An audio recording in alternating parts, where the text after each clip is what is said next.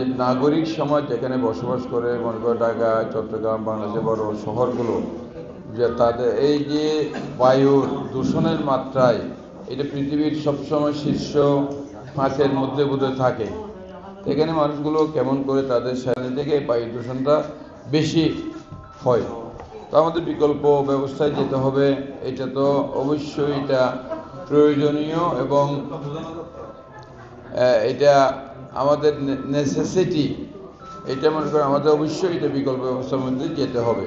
আর এই জন্য এখানে যে আমাদের সংসদ সদস্য প্রার্থীদেরকে আমন্ত্রণ জানিয়েছেন উদ্যোক্তারা, যে আগামীর সরকার, আগামীর যাতে যারা সংসদ সদস্য হবেন তারা যাতে এই ব্যাপারে ভূমিকা রাখেন।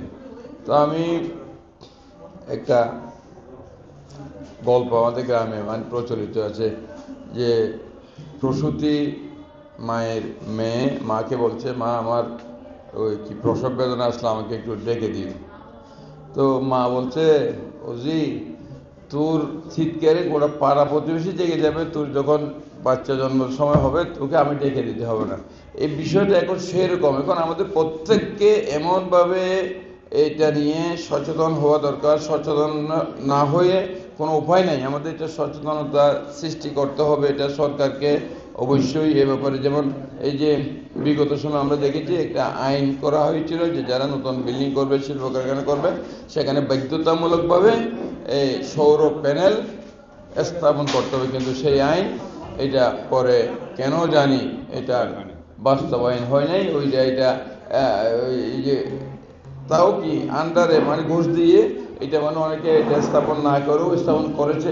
টানা তৃতীয়বার অর্জন করেছে দেশের সেরা সুপার ব্র্যান্ড স্বীকৃতি বসুন্ধরা টিস্যু। বিধান মর্মে এটা রিপোর্ট নিয়ে এটা করে ফেলেছে। তো এই যে দুর্নীতি, তারপরে জবাবদিহিতার অভাব, সুশাসনের অভাবে এগুলো হয়েছে অতীতে।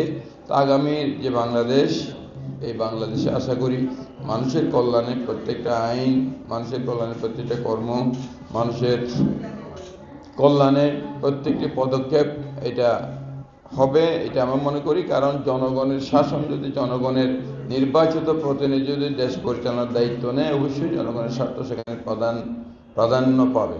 অতীতে জবাবদিহিতা ছিল না, সুশাসন ছিল না, অনেক কিছু হয়নি। আগামী দিনে হবে এটা আমরা প্রত্যাশা করি। এবং আজকের আয়োজক বৃন্দ যারা একটা খুবই গুরুত্বপূর্ণ ইস্যু নিয়ে আলোচনায় আমাদেরকে আমন্ত্রণ জানিয়েছেন, আমাকে আমন্ত্রণ জানিয়েছেন, আমি ধন্যবাদ।